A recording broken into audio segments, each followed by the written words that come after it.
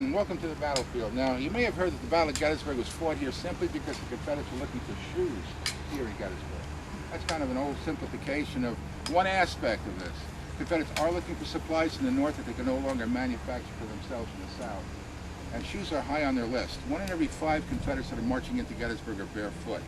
That's quite remarkable considering they're averaging about 14 miles a day on the march.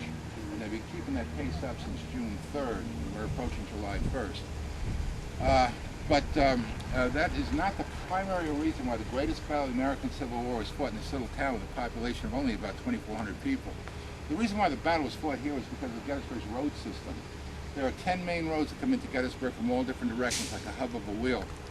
And roads are incredibly important in Civil War armies. I mean, you march from one place to another by road, and there's just so many men you can place on each road. For instance, for every 10,000 men that you're marching down a road, 4 abreast, with all their artillery and their support, their wagons, you need anywhere from 14 to 30 miles of road to accommodate that body of men.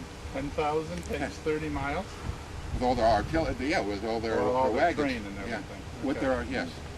So contrary to what most people believe about this Civil War, these armies do not come up to these battlefields in huge masses. You can't find that many parallel roads leading anywhere in 1863. The last week of June 1863 finds this Confederate Army, Lee's Army of Northern Virginia, one of 22 Confederate armies operating in the American Civil War. He finds his army spread over a 55-mile area of south-central Pennsylvania. They're traveling in smaller groups called divisions, 6,000 to 8,000 men apiece, and they're all looking for a place to come together. On the 28th of June, Robert E. Lee is informed by a Confederate spy, his name was Henry Harrison, that the Union Army is coming out of Virginia after him. They've already crossed the Potomac River. They are in northern Maryland, and they are looking for a fight. But Lee's army is greatly scattered. He fears being beaten in detail. That means bit by bit. He needs a place to start drawing his army together. On the evening of the 28th, he opens his campaign map, sees a small dot on the map, Gettysburg, with 10 roads leading into it from all different directions, calls for a general coming together, a concentration of his Confederate army. 2.5 days before the battle begins, you have Confederates with marching orders to the Gettysburg area. The very next day, on the 29th of June, George Gordon Meade, the Union commander, commanding the Army of the Potomac, one of 16 Union armies operating in the American Civil War. He finds his Union Army operating over a 42-mile area of northern Maryland. Meade knows Lee's up ahead someplace. He has to start drawing his army together. And quite by happenstance, again because of the road system of Gettysburg, he chooses Gettysburg as a point of concentration for a portion of his Union Army. Neither general knows what the other general is doing, and quite by happenstance, they both pick Gettysburg as a point of concentration for at least a portion of their armies. This is the only battle ever fought in the American Civil War where both armies met on the march. They simply collided here the morning of July 1st. And as a result, you'd have incredibly rapid escalation.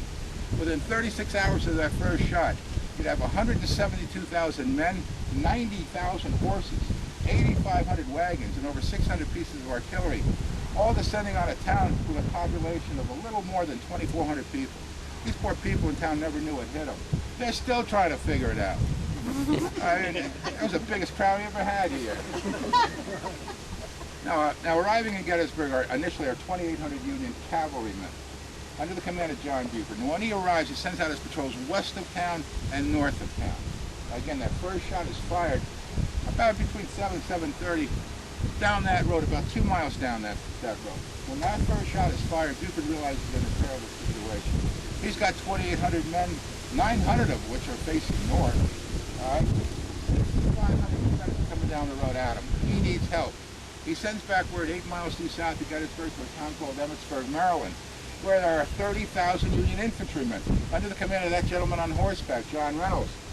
When Reynolds receives his message for help, he immediately places 15,000 of those Union soldiers on the roads to Gettysburg and tells them to get up here as fast as they possibly can. Buford's going to try to hold on to these ridge lines west of town until the Union infantry can arrive from the south. The Union cavalry fights extremely well for 2 hours, but numbers do tell. And eventually the Union cavalry is going to push back, finally push back to this ridge line that you're on right now. This is McPherson's Ridge. It's named after the farmer who owned that barn and a farmhouse that's long since burned down. His name was Edward McPherson.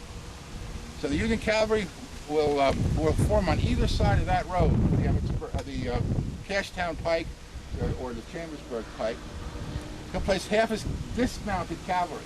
They get off their horses on either side of the road, all the way up to that distant tree line, which is Oak Hill, all the way to a road called the Fairfield Hagerstown Road, about 3/4 of a mile in that direction.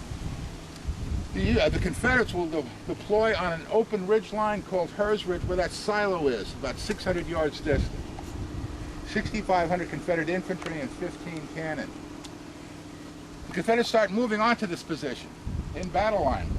But fortunately for the Union cavalry, the Union infantry arrives just in the nick of time. Unfortunately for John Reynolds, leading the Union infantry into battle, he'll be shot off his horse and instantly killed in these woods. I'll show you exactly where that takes place when we get back in the bus.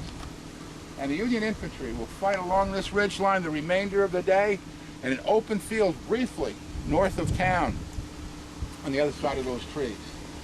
Unfortunately, the Union infantry will only be able to place about 15,000 men on the field to 29,600 Confederates. The numbers alone will dictate what takes place on July 1st. Confederates are on 4 different roads coming in from 3 different directions. They're coming in initially from the west. But at about 2 o'clock in the afternoon, 8,000 more Confederates will be coming off of that hill north of town. That'll be Robert Rhodes' Confederate Division. And still later in the day, about 3:20 in the afternoon, 6,000 more Confederates will be coming in from the northeast. That'll be Jubal Early's command. Eventually, too many Confederates to deal with. These Union soldiers will be pushed back. They'll make a final stand at the seminary. But by 4 o'clock in the afternoon, every Union soldier is now being pushed through the streets of Gettysburg, back to better ground south of town, to a hill called Cemetery Hill, where that green water tower stands today. Fair enough? So far, so good? Any questions?